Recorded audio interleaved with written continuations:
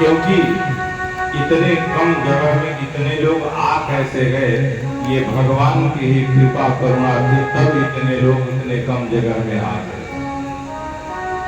और उतने में ही हम लोग भगवान के जन्मोत्सव की गाथा को, उनके कथा को गा लिए। देखिए भगवान की कथा बड़ी अद्भुत होती है।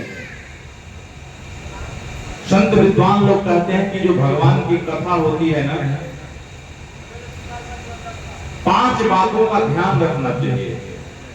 भगवान की जो कथा है उसमें 5 बातों का विशेष ध्यान होना चाहिए। ध्यान से सुनिएगा। वो 5 बात कौन कौन से हैं? कथा के लिए स्थान, जैसे बहुत सुंदर पंडाल बना हुआ है, भैया लोगों के द्वारा पंडाल बनवाया गया है, बड़ा ही उत्तम व्यासपीठ का आसन भी लगा हुआ है। यानी कथा के लिए स्थान जो है बहुत ही उत्तम होना चाहिए, पवित्र होना चाहिए, जहां से वक्ता और श्रोता एक दूसरे को बड़े आसानी से देख सके, भाव भंगिमा को समझ सके कि वक्ता कहना क्या चाहता है, और वक्ता श्रोता के प्रति यह भाव रखे कि श्रोता सुनना क्या चाहता है, किस बात में उनको आनंद आ रहा है। उसके बाद कथा में दूसरा नियम होता है भागवत जी का गान। जैसे बीच बीच में जो हम लोग संकीर्तन करते हैं, भजन गाते हैं, तो कथा के क्रम में जब भक्त और भगवान की बात आती है, उनके कृपा करुणा की बात आती है, उनके वात्सल्यता की बात आती है, तो वहां भागवत जी का गान याद आता है। और भागवत जी में भी बहुत सारे गीत हैं, भ्रमर गीत हैं, गोपी गीत हैं, बहुत सारे गीत हैं भागवत जी में, और बहुत अच्छे अच्छे गीत हैं, बहुत अच्छे अच्छे स्तुति भी हैं। ध्रुव जी स्तुति करते हैं, अजामिल स्तुति करता है, प्रहलाद जी स्तुति करते हैं, कौन नहीं स्तुति करता है, देवर्षि नारद करते हैं, ब्रह्मा जी करते हैं, कौन नहीं भगवान की स्तुति गान करता है, गाथा गान करता है। तो भागवत जी में गान। उसके बाद तीसरा चीज, जब भागवत जी में गान, यानी भागवत जी में आप उसको मन से सुनेंगे, तब भागवत जी का ज्ञान प्राप्त होगा। यह भागवत जी हमारे जीवन के लिए पथ प्रदर्शक के रूप में ये भागवत जी कहना क्या चाहते हैं, तब उसका आत्मबोध होगा, ज्ञान होगा। ये भागवत जी का ज्ञान। जब ज्ञान हो जाएगा तो चौथी बात जीवन में अपने आप उतर जाएगी, भागवत जी का ध्यान। यानी हम चाहे जिस वेश में रहें, जिस परिवेश में रहें, सोते रहें, जागते रहें, लेकिन एक ही ध्यान रहेगा, भागवत जी का ध्यान, कि भागवत जी ने इस जीवन को जीने के लिए क्या क्या कहा, उस मार्ग पर हम चले। ये भागवत जी का ध्यान। अब जब ये 4 बात हो गई, तो अंतिम बात बहुत अच्छी बात है। अंतिम बात भागवत जी में गान,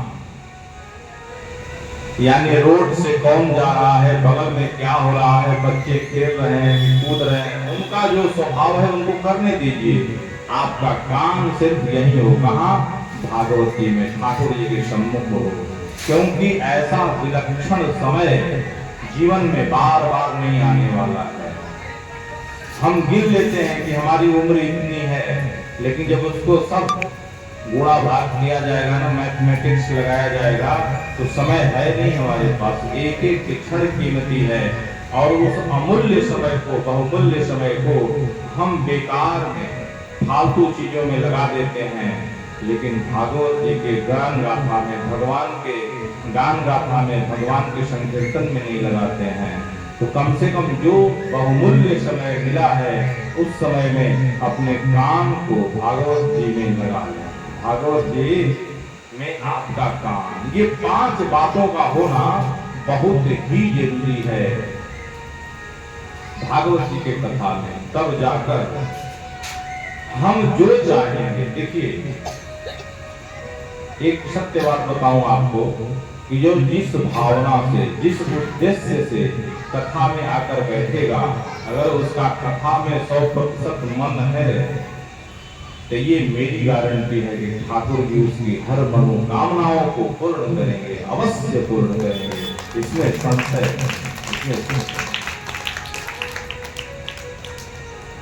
क्योंकि कल भगवान जन्म ले चुके हैं, और भगवान जी जब जन्म ले चुके हैं तो अब तो नंद भवन में यानी गोकुल में बड़ा ही उत्सव बनना शुरू हो गया है। अब जो सखियां जहां से, जो ब्रजवासी गण जहां से सुनती हैं कि अरे 90 साल के डोकरो नंद बाबा को लाला भयो, अब तो जो जहां से सुनता है खुशी की बात है, पूरे ब्रज में हल्ला हो गए, कहा हो गए भाई नंद बाबा को छोकरो है। अच्छा, नंद बाबा को छोकरो भयो है। हाँ, अब जो जहां से सुनता है, कोई दही लेके आता है, कोई दूध लेके आता है, कोई मक्खन लेके आता है, सारे ब्रजवासी आते हैं और जैसे ही नंद भवन में पहुंचते हैं तो सबसे पहले नाचते हुए नंद बाबा ही उठते हैं, स्वागत करते हैं, और जो ब्रजवासी का लेके आते हैं विलंब नहीं करते हैं, दूध लेकर नंद बाबा के ऊपर, हर हर महादेव, दही लेकर नंद बाबा के ऊपर, मक्खन लेकर नंद बाबा, यानी सब लोग आपस में खुशियां, रसखान कवि कहते हैं, नंदजू ग्वालन आ पकड़े, कही लोगन नाचन को दिवसावे, गोद भरे कसी फेट चले, तब नंद बाबा सबके मन भायो, नाचत देख के नंद बाबा को, सब नाचन नाच उमंगन छाए, काहू नीला दधी नंद के ऊपर डाल दियो, सब लोग हंसायो। नंद बाबा के ऊपर कोई दही डाल देता है, कोई दूध डाल देता है, कोई मक्खन डाल देता है, और सुखदेव बाबा कहते हैं कि हे परीक्षित, आज गोकुल दधिक क्षीर घृताम गोपी। जी माता जी कुर्सी वाली पर, लेकिन एक निवेदन बा, माता जी सुनत नहीं हमार बात, हमके मत उछल करें, ठाकुर जी के वंश के न्यौछावर दे देल करें। जी जी नहीं, हो गए।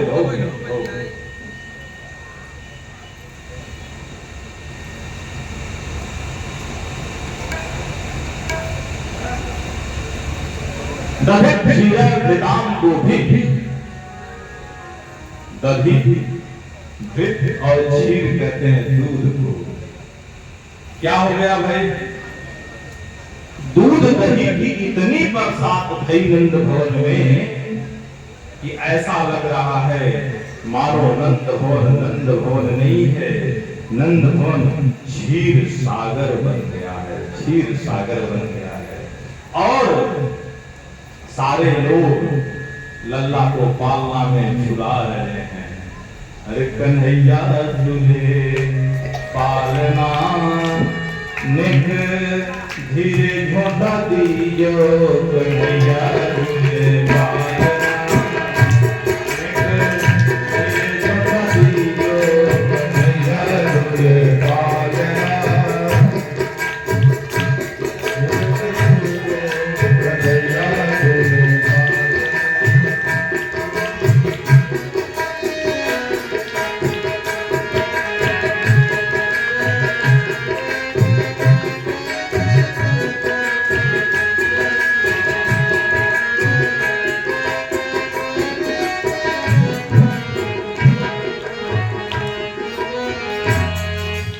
कन्हैया झूले पालना,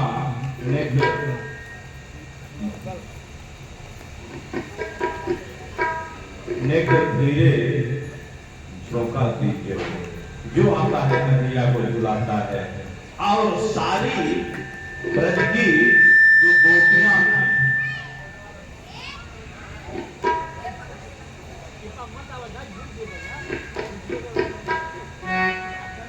सारी ब्रज की गोपियां, अब उसी में सोहर भी होता है। ब्रज की गोपियां सोहर गाती हैं। आइए देखिए, हमारे महेंद्र जी एक बड़ा अच्छा सोहर गा रहे हैं, सुन लिया।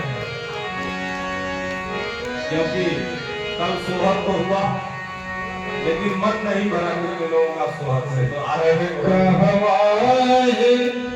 जन में कन्हैया जय हो, हवा में बंधैया बाजे हो,